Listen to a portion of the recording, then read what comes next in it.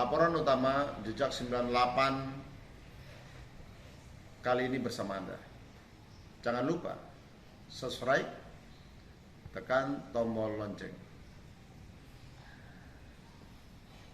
Bersama kami hadir Saudara John Silitonga yang akan menguraikan tentang peristiwa bagaimana dia sebagai seorang wartawan dizolimi dan dikriminalisasikan oleh kelompok mafia tertentu. Nah, selamat pagi Saudara John Silitonga. Pagi. Bisakah Anda menceritakan kejadian awal saat Anda itu berada di Bagan yang kami dengar melakukan peliputan? Silakan. Ya, terima kasih kepada pemirsa TV Jejak 98, dan saya mengucapkan juga terima kasih kepada Pemret yang sudah mengundang saya dalam hal penjoliman wartawan. Ya, benar, ada penjoliman terhadap saya sebagai wartawan di saat itu.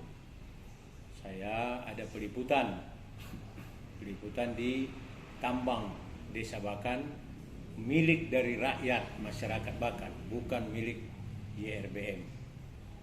Nah, itulah yang bisa saya ungkapkan. Memang saya dizolimi dan ditangkap di sana. Oke. Nah, ketika Anda bersama di sana, bagaimana saat itu kejadiannya? Anda memang ditangkap lokasi atau setelah Anda keluar baru ditangkap? Ditangkap di lokasi. Oh, Di jadi lokasi Anda tambang masyarakat. ditangkap saat itu siapa yang menangkap dan beberapa orang aparat yang ada dan berapa orang yang tertangkap ketika itu? Ketika itu sebelum ada petugas oknum, ya, oknum, ada pelantas sudah tua berpangkat, dia perwira Ibda, oknum ini 2 orang. Tanya, ini punya siapa? Saya sebutkan, ada punya masyarakat Bakan. Itu toh. Nah, dia jelaskan punya siapa? Masyarakat, saya bilang. Baru dia bilang, yang Santo Makalala. Nah, itu Bapak sebut, berarti Bapak tahu, saya bilang gitu, terhadap oknum. Nah, tidak lama kemudian dia bilang sama saya, coba bel supaya datang itu pemilik. Saya bilang, sama saya informasi saya tahu beliau ada di Manado. Nah, tidak lama kemudian datang Resmob 2 orang pakai senjata laras panjang yang bisa dilipat begini. Baru ada security dari perusahaan dengan security yang oknum aparat dari Polres setempat gitu. Itu yang datang langsung. Ketika itu kami diangkut 3 orang, 2 masyarakat, saya satu sebagai jurnalis pada saat itu. Oke, sebagai jurnalis Anda datang sendiri atau apakah ada juga wartawan-wartawan yang lain yang datang untuk mengorek tentang kejadian atau apapun di lokasi tertentu di daerah tambang Bakan itu? Ada semua teman, ada beberapa media yang ikut bergabung di dalam kepemilikan lahan Santo Makalala. Karena Santo Makalala ini kalau tidak salah juga dia jurnalis dari investigasi Bayangkara Indonesia IBI pada saat itu dia. Jadi sehingga saya bergabung. Jadi Anda bergabung berarti bersama wartawan-wartawan dengan pemiliknya. Iya. Berarti melakukan kegiatan pertambangan di dalam. Tidak, mengadakan peliputan. Saya tidak ada penambang. Ya, karena Anda menyatakan dia wartawan yang melaksanakan kegiatan pertambangan dalam gabungan. Berarti Anda melaksanakan kegiatan pertambangan. Tidak, pada saat itu saya tidak melaksanakan. Kalau melaksanakan pertambangan berarti saya mengambil bahan-bahan atau mengolah bahan itu baru dikatakan penambang. Tapi saya tidak peliput pada saat di situ, saya meliput. Iya. Dan saya membuat 2 berita. Ya, memang indikasi ini begitu kuat Anda mengatakan bergabung, itu mereka memang merupakan salah satu petunjuk. Iya. Nah, saya ingin bertanya lebih jauh tentang ketika itu Anda ditangkap bersama kenapa wartawan yang lain tidak ditangkap kalau Anda bilang bersama-sama mereka? Ya, mereka kan begini, di lokasi selalu ada untuk meliput karena adanya oknum-oknum nakal. Mereka kan menambang untuk mencari nafkah, memenuhi kebutuhan keluarganya di lahannya Pak Santo. Jadi oknum-oknum nakal itu sering datang menambang. Bukan nakal termasuk. Ya tadi Anda sebutkan bahwa itu ada oknum-oknum nakal yang datang menambang Tidak, bukan untuk nakal. keluarga. Bukan masyarakat yang nakal. Mohon maaf. Bukan, tadi bilang oknum nakal. Iya, oknum ini begini. Kenapa dikatakan dia ini nakal? Ketika mereka setelah mau mengambil karbon itu informasinya kan seperti itu. Mereka selalu diganggu oleh oknum atau diambil karbonnya. Bukan itu. Anda harus menjelaskan karena memang Anda jelaskan tadi ketika oknum nakal mendatang menambang. Oke, saya mungkin agak tetapi saya mencoba untuk menelusuri Anda. Kemudian ketika itu kenapa maksudnya wartawan tadi? Saya kembali pertanyaan yang belum Anda jawab. Kenapa kemudian Anda bilang ada beberapa wartawan tapi kemudian apakah di lokasi situ pas ada wartawan yang Anda katakan tadi atau hanya Anda sendiri? Kebenaran saya sendiri. Nanti ada teman lagi mau datang melihat Akang di lokasi. Setiap saat harus ada gitu toh. Harus ada karena itu seperti itu, ada oknum-oknum yang akan mengambil karbonnya masyarakat yang sudah terolah. Oke, saya ingin tanya lebih lanjut. Kemudian ketika Anda ditangkap di bawah satu tempat, di pos security JRPM pada waktu itu. Kan kami ada 3 diambil di dalam lokasi Sabuah atau gubuk di lokasinya Santo itu. Nah, kemudian ketika kami ada di situ, 1 orang lari masyarakatnya, lari ke bawah, karena kan berjurang-jurang. Nah, baru habis itu kami 2 orang lah dikawal oleh Brimob ke lokasi. Tadi bilang 3 orang yang ditangkap. 1 kan sudah lari, jadi 2 yang dibawa. Masih di lokasi itu. Yang ditangkap 2, 1 meloloskan Memang diri 1 ditangkap dibawa sempat di terasnya gubuk. Jadi baru sudah, 1 dia lari. Gitu. Jadi sudah ditangkap, dibawa ke lokasi, 1 lah melarikan diri. Oke, kemudian itu 2 ini kami dibawa ke pos 1 yang dekat dengan lahan masyarakat ini. Nah, terus habis di situ yang 1 lari lagi, lari ke bawah lagi. Mereka tidak kejar, jadi tinggallah saya. Kemudian bahkan sisa saya waktu itu sempat ada masyarakat datang menjemput saya. Sempat terjadi antara ada argumen gitu toh, sampai kalau tidak salah itu oknum membuang tembakan kepada masyarakat. Akhirnya buyar masyarakat yang menjemput saya. Tetaplah saya bertahan. Sebab sudah saya pikir dalam hati biar saya yang bertahan demi masyarakat bahkan begitu. Itu yang ya terus maksud saya dari situ ceritanya kemana? Dari situ Anda dibawa kemana? Di situ saya sempat ditanyai dan dia mau ambil saya punya handphone. Waktu itu saya tidak kasih. Bahkan ada oknum mau pukul saya begini pakai senjata di atas kepala. Jangan coba begitu saya bilang. Nah, sempat memang ada terungkap saya DP komandan. Nah, itu dia agak segan sudah jadi membagi saya atau pukul saya pakai popor senjata itu. Habis itu mereka siap-siap mau membawa saya dengan komunikasi mereka ke bawah. Ternyata masyarakat bahkan di bawah sudah ada membuat pemblokadian jalan yang mereka tahu ada wartawan mereka yang pro ke masyarakat ditangkap di atas gitu. Kan lokasinya kan di atas. Sudah terus lanjut? Ya seperti itu. Baru kan saya dibawa ke Polres. Sudah oke, dibawa ke Polres terus. Habis dibawa di Polres. Waktu itu kalau tidak salah Sabtu sore saya sampai di sana. Tidak lama kemudian saya diserahkan ke Jatanras.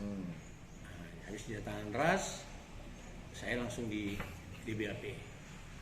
Oh, saat itu Anda tidak dititip, tapi Anda langsung di BAP. Iya. Langsung di BAP. Terus habis itu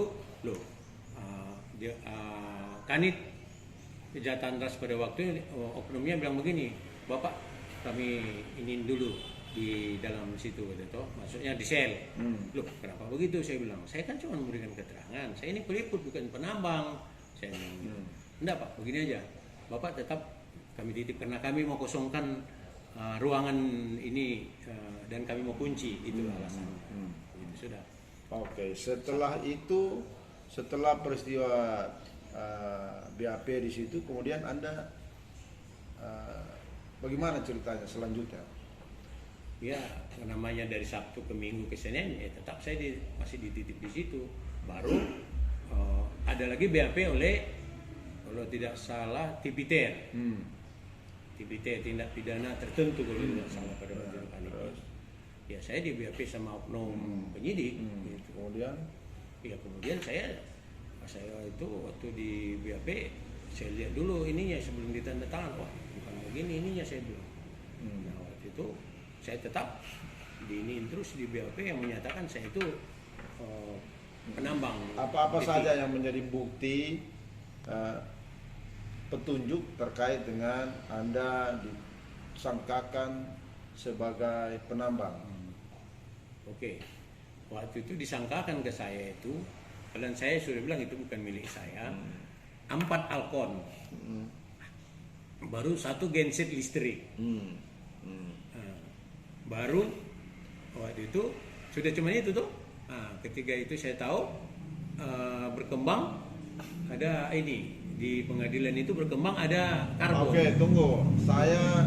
Jadi waktu itu Anda diperiksa dengan alat itu yang barang-barang itu. Barang-barang nggak di situ lah. Enggak, yang maksud saya begini, Anda diperiksa disangkakan dengan alat-alat tertentu yang Anda sebutkan tadi pertama. Nah, oke, berapa bulan Anda kemudian ditahan dan dilimpahkan ke kejaksaan untuk proses hukum selanjutnya? Kurang lebih kalau tidak salah hampir 2 bulan. Oke, hampir 2 bulan kemudian Anda dilimpahkan sebagai tersangka kepada Kejari di situ. Kemudian apa yang ketika Anda timba di Kejari? Ya, sebelum saya saya disuruh juga seperti ini menandatangani berita acara ini Kejari. Oke, kemudian dari Kejari Anda dibawa ke mana? Ya sudah langsung dititip ke Rutan. Jadi langsung, jadi dari Kejari kemudian rombongan.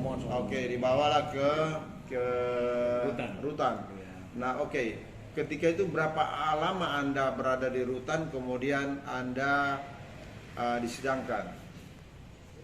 Langsung berjalan sidang pada waktu itu. Oh, jadi begitu bawa langsung sidang tanpa ada dititip 1-2 hari? Oh iya, pasti ada dulu. Ya itu yang saya mau tanya, Anda berapa lama kemudian berada di Rutan dan Anda kemudian disidangkan setelah? Tidak lama saya ya kira kurang lebih berapa waktu? Tidak sampai seminggu baru berjalan. Jadi setelah seminggu kemudian ada pemberitahuan untuk mengikuti sidang? Ya. Nah oke, Sidang setelah sidang itu apa yang Anda terima dalam proses pemeriksaan itu? Ya seperti itu, hakim bertanya kepada saya pada waktu itu, apakah Anda menambang di sana? Saya bilang, tidak, saya meliput. Apakah Anda menambang di areanya JRBM? Saya bilang tidak, itu area masyarakat. Itu no. Cuman begitu, baru waktu itu, apakah Anda betul wartawan? Ada, saya bilang ada berita saya pada saat itu tentang di lokasi itu. Oke, berapa kali Anda memberitakan peristiwa yang ada di lokasi itu sebagai seorang wartawan? 2 kali. 2 kali. Berita apa-apa saja? Satu, kalau tidak salah ingat saya, tentang adanya pembakaran di lahannya masyarakat, yaitu Santo Makalalak. Oleh siapa pembakaran itu dilakukan? Ya diduga oleh oknum-oknum dari dalam perusahaan, itu dugaannya. Jadi perusahaan apa? Perusahaannya tambang di situ. Iya, apa perusahaan itu namanya? Yang seperti yang tadi, no? JRBM. Oh, jadi JRBM. Iya. Oke. Jadi diduga oknum dari JRBM Ya, yang sehingga membakar saya itu Anda muat. Ya, Ya. kemudian berita yang kedua? Berita kedua, masyarakat yang sebagai pekerja di lahannya Santo Makalalak mengungkapkan kalau boleh masyarakat mengimbau supaya pemilik Santo Makalalak tidak menjual lahan ini kepada perusahaan karena lahan ini adalah mempertahankan Itu hidup berita mereka. itu. Ya, Nah, oke. Nah, itu intinya. Anda bisa tunjukkan bahwa benar-benar Anda seorang wartawan? Ada.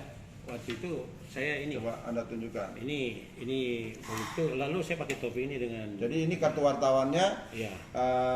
dari media apa nih? Media Nusantara News.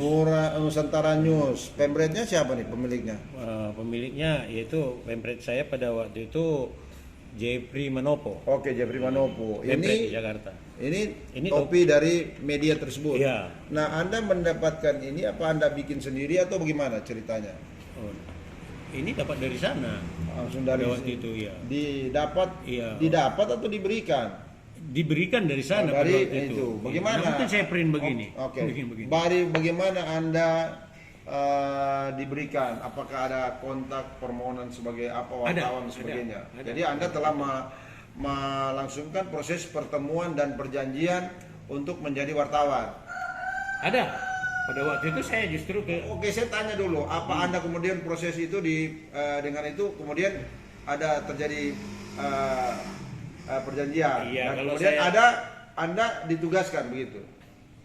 Iya, ditugaskan pegang Sulawesi Utara waktu itu. Ya, saya di sini. ditugaskan melakukan peliputan, Iya, bukan pegang peliputan. Sulawesi Utara. Kalau Sulawesi Utara Iya. itu besar, Pak. Jadi Liputan, Anda liputan ditugaskan ini melakukan seperti ini, peliputan. liputan khusus ini. Oke, Ada jadi tertulis. sebagai politik khusus. Nah, selanjutnya saya ingin tanya, apalagi di luar kemudian bahwa benar Anda seorang wartawan yang ditanyakan oleh hakim ketika itu. Waktu itu saya bilang saya tetap bilang saya peliputan dan saya wartawan bukan penambang. Nah, kemudian Tetap hakim menyangkakan saya itu seperti yang saya rasa ini. tidak apa jawaban, apa buktinya hakim kemudian menyatakan bahwa Anda bukan wartawan? Nah, ya seperti mau bilang bagaimana saya buktikan, saya sudah jelaskan seperti Tidak, hakim kan pasti akan mempunyai keyakinan bahwa Anda bukan seorang wartawan karena apa dasar? Apakah Anda diperlihatkan misalnya tidak apa di box atau lain sebagainya?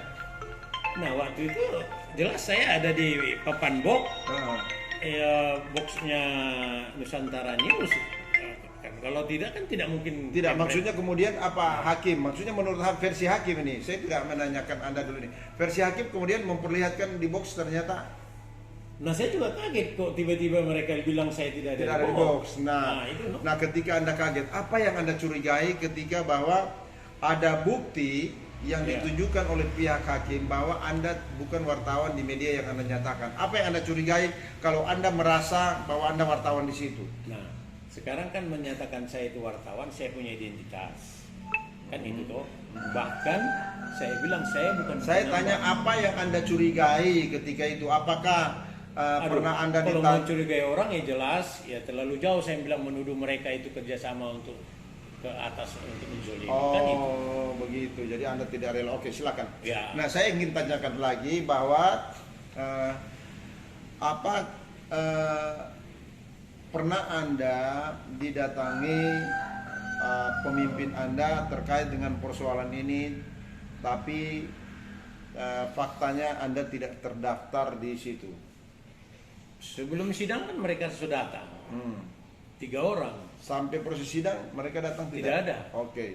Mereka saya pulang. Nah, kemudian setelah itu hasil vonisnya bagaimana? Hasil vonisnya saya divonis 5 bulan. 5 bulan penjara Iya. karena ditemukan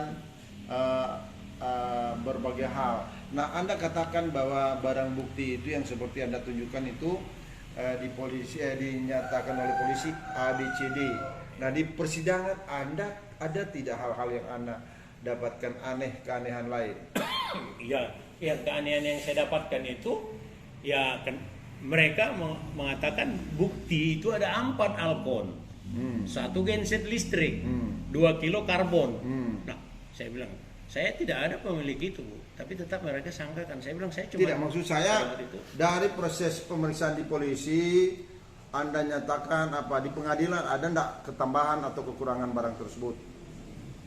pada waktu itu juga saya sangka itu sama. Tidak, saya tidak ada tambahan enggak. Tidak. Oh, jadi ini memang lengkap dari polisi ada 4 itu, ada karbon, dan di pengadilan juga ada barang itu dan ada karbon. Karbon ada. Nah, di polisi juga ada. Iya. Karbon juga dinyatakan karbon ada Ada menurut mereka. di situ. Iya.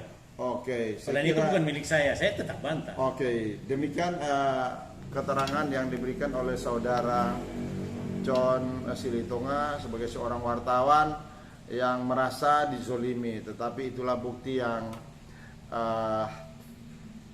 didapati oleh persidangan bahwa walaupun barang-barang yang dinyatakan bukan miliknya, tetapi akhirnya semua pernyataan-pernyataan itu ditolak dan saudara John Silitonga pada saat itu adalah seorang wartawan dari Nusantara News harus divonis 5 bulan. Sekian, salam sehat.